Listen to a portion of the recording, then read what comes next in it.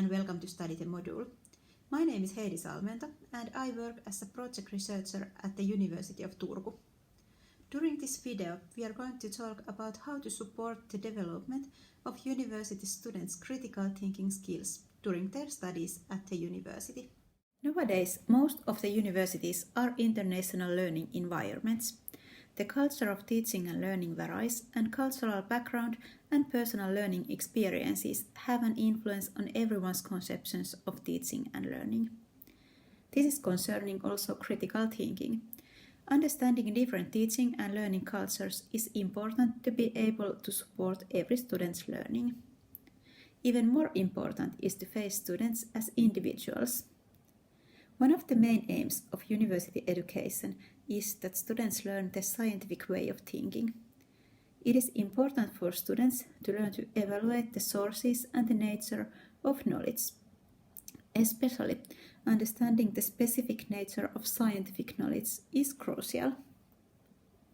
Critical thinking is one of the key components of scientific thinking, and in that way, one of the most important learning outcomes of the whole higher education.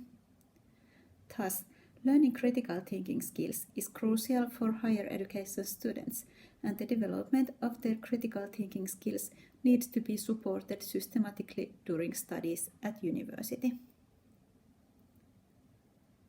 University students need critical thinking skills to progress in their studies and, of course, later in working life.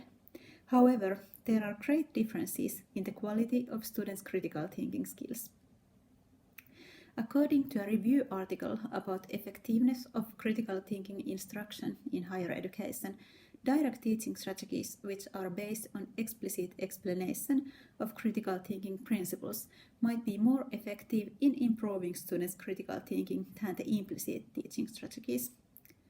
Of course, the type of critical thinking measure may influence an evaluation of the effectiveness of critical thinking instruction.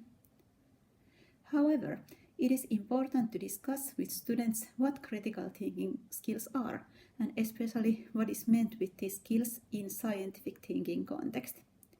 In some cultures, critical thinking skills are hardly asked from students, and assignments requiring critical judgment of theories and research findings may be difficult for students from these cultures. Also, plagiarism and reference practices may differ globally. In other words, it is important to make visible for students what are the critical thinking skills that they are expected to learn. Like Hytinen et al. States, teaching practices should enable students to actively use their critical thinking skills. Also, teachers should meet the varied needs of student population. One good way to teach critical thinking skills doesn't exist, but some principles may help. Anyway, like said before, there are great differences in students' critical thinking skills. That's why it is important to get to know the group at least in general. Who are the students? Also, discussion and concrete both general and discipline-specific examples may help students to approach the topic.